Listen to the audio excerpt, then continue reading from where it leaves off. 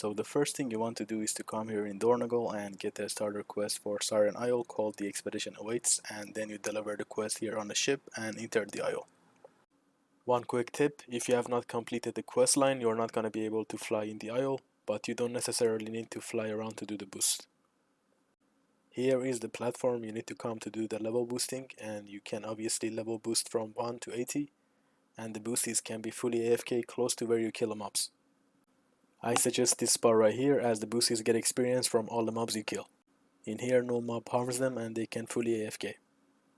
So now let's talk about the challenges of this boost. First thing is that you will have to be 80 to enter the isle, so that means you have to summon the boosties here. For summoning you will need a warlock and 2 more people to create a summonstone, so here is where your friends can help you, and if you're playing on multiple accounts that will help you too. One important tip, if you're Alliance and you're trying to summon Horde, it's not gonna work, so if you want to be able to do both factions, you will need 2 warlocks, and 33 levels on a warlock is necessary for the summonstone to be available.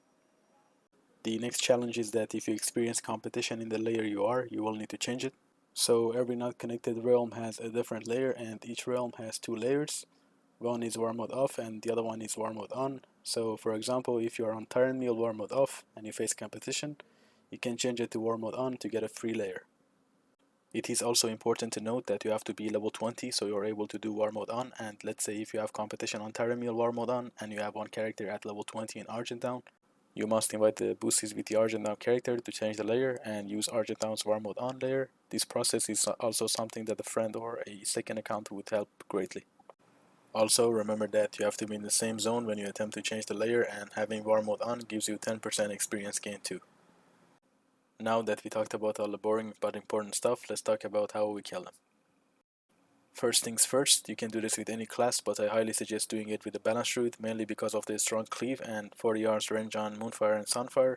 This way you pull the mobs way easier too. So all you need to do is basically pull a bunch of mobs and kill them as fast as you can, and right after you have killed those mobs, new ones will spawn and you just need to repeat the same thing. Because of this hyper spawning, the item level is going to be very important, so the higher eye level you have, the faster you can kill these mobs. I was doing it with my Balance Druid with 660 eye level in Season 2, but in Season 3 you can go up to 720 item level. This way you can easily boost your friends, and you can even make lots of gold by boosting people that want to have a new character.